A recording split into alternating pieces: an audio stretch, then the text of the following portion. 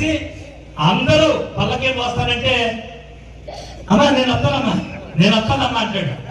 ముగ్గురు కలిసి మోస్తానంటే మధ్యలో ముగ్గురు మూడు పక్కకి వెళ్ళిపోతే అమ్మా నేను అసెంబ్లీలో చెప్పాను నేను పోటీ చేయనని. కానీ ఎవరు కమ్ముడిపోయాడో చెప్పాలి. ఆయన గారు 82,000 ఓట్లతో గెలిచాడు కదా, మినిస్టర్ అయ్యాడు. మరి 2019లో 1900 ఓట్లే ఎందుకు వచ్చాయి బీజేపీకి అని అడుగుతున్నా. అంటే రమాజీ గారు చెప్పాలా? చేపల దొంగ గురించి మీకే బాగా తెలుసు. మా తమ్ముడు పెద్ద తెలియదు చేపల దొంగ గురించి. 82,000 ఓట్లతో గెలిచాడు కదా. మరి 2019 ఎన్నికల్లో బీజేపీ క్యాండిడేట్ పెట్టాడు కదా ఈయన. 1900 ఓట్లు ఎందుకు? 82,000 ఎక్కడ? 1900 ఓట్లు ఎక్కడ వచ్చినాయి? ఎందుకు వచ్చినాయి? ఎవరు కమ్ముడు పోయాడు ఈ చేపల దొంగ? చెప్పాలి నువ్వే.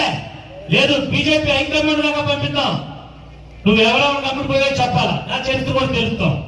అదే కారణం మళ్ళీ ముగ్గురు తైతక్కలాడారు కానీ మళ్ళీ అమ్మా నేను వచ్చేస్తున్నానమ్మా అమ్మా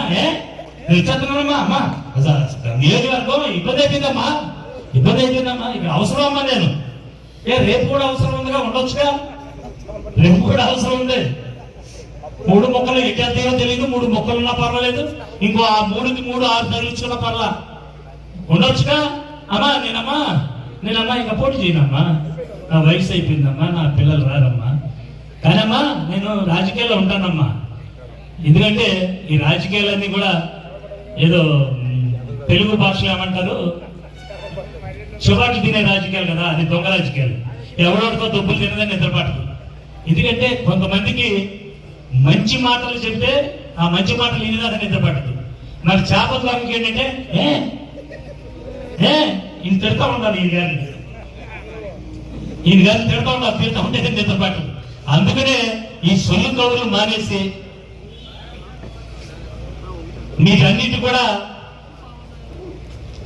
ఈ క్యాండిడేట్ కి రేపు రాబో కాలంలో మీరు తమరు ఏం చేసినా ఎక్కడ ఉన్నా మీకు సరైన బుద్ధి చెప్పేలాగా వైఎస్ఆర్ కాంగ్రెస్ పార్టీ కార్యకర్తలు నాయకులు కూడా పనిచేస్తారు.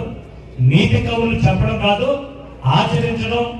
కూటమి ఉంటే పోటీ చేస్తారు, లేకపోతే అమాయకుల్ని బలి చేస్తారు. ఇప్పుడు అమాయకుని ఎవడో ఎదుగుతాడు, మళ్ళీ ఇప్పుడు ఎవడో ఎదుగుతాడు. కనుక ఈ విషయంలో ముదిరేపల్లిలో సభ పెట్టి నీ నిజ స్వరూపాన్ని మీరే బయట పెట్టుకున్నావు చేపల దొంగ.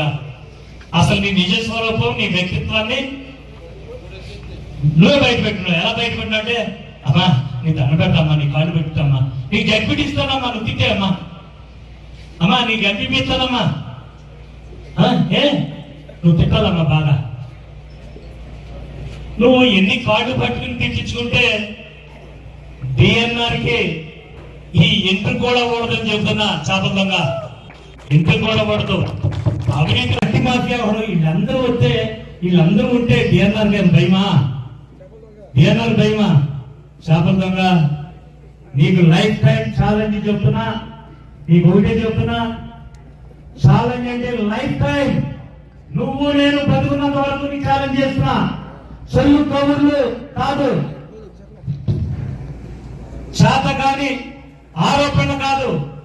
నేను కానీ నా కుటుంబం కానీ ఎక్కడైనా నేను సర్పంచ్ గా చేసిన పని చేసిన దగ్గర నుంచి కూడా, ఇవాళ కాదు 5 సంవత్సరాలు ఎమ్మెల్యే కాదు, సర్పంచ్ గా 2006 నుంచి సర్పంచ్ గా పనిచేసిన దగ్గర నుంచి 2026 అంటే నేను 24 వరకు ఏమన్నా ఈ రోజు వరకు కూడా నీకు టైం ఇస్తున్నా.